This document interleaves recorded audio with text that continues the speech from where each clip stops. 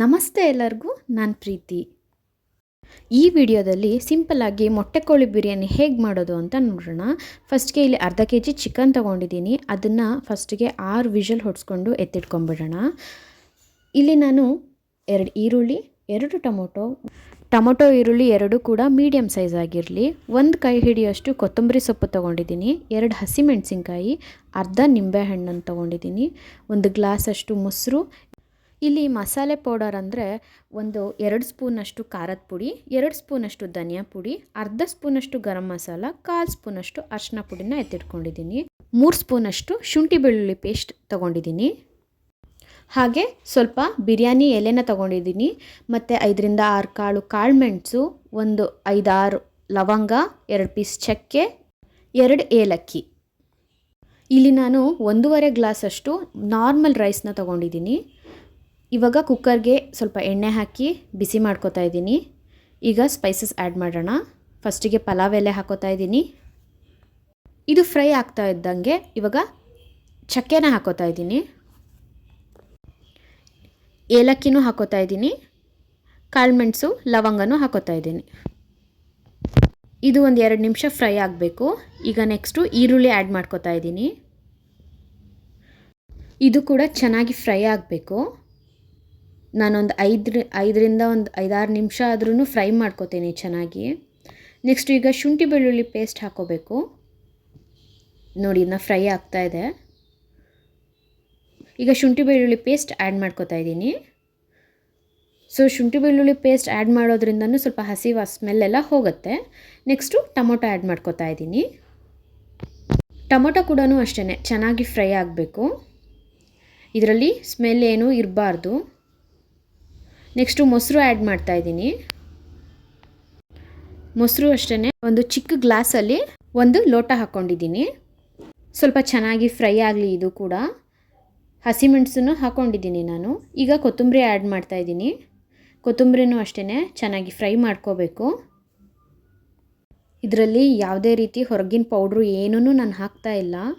Next ನಿಂಬೆಹಣ್ಣನ್ನು ಹಾಕೋತಾ ಇದ್ದೀನಿ. ಒಂದು ಅರ್ಧ ನಿಂಬೆಹಣ್ಣು. ಚೆನ್ನಾಗಿ ಫ್ರೈ ಆಗಿದ್ಮೇಲೆ ಚಿಕನ್ನ ಹಾಕ್ಕೋಬೇಕು.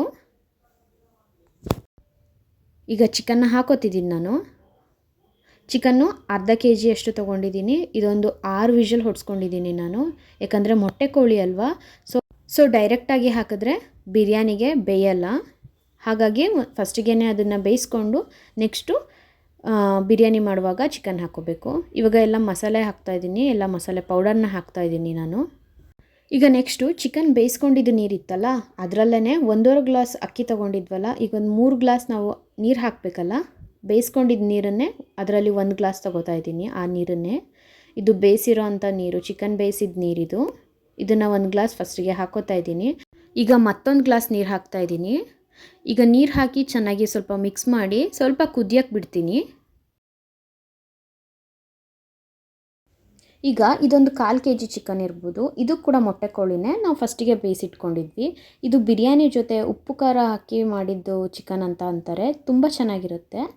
ಇದಕ್ಕೆ ಫಸ್ಟಿಗೆ 1 ಸ್ಪೂನಷ್ಟು ಖಾರದ ಪುಡಿ, 1 ಸ್ಪೂನಷ್ಟು ಧನಿಯಾ ಪುಡಿ, 1 ಚೂರು ಉಪ್ಪು ಅಷ್ಟೇ, ಬೇರೆ ಏನೂ ಆ್ಯಡ್ ಮಾಡೋದಿಲ್ಲ.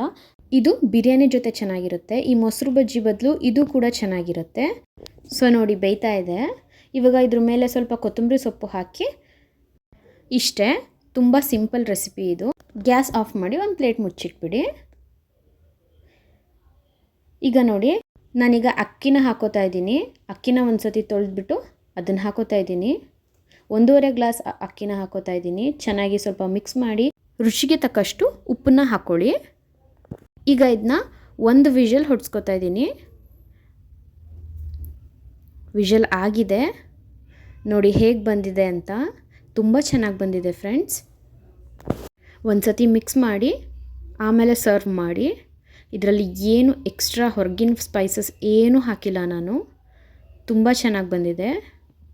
ನೀವು ಕೂಡ ಮನೇಲಿ ಟ್ರೈ ಮಾಡಿ ಹೇಗಿತ್ತು ಅಂತ ಕಮೆಂಟ್ ಮಾಡಿ. ಲಾಸ್ಟಲ್ಲಿ ನನ್ನ ಮಗ ಡ್ಯಾನ್ಸ್ ಮಾಡಿದ್ದಾನೆ, ಆ ವಿಡಿಯೋನು ಆ್ಯಡ್ ಮಾಡಿದ್ದೀನಿ, ನೋಡಿ.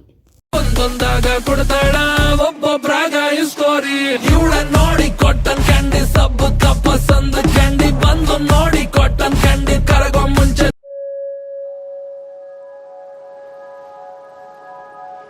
Thank you.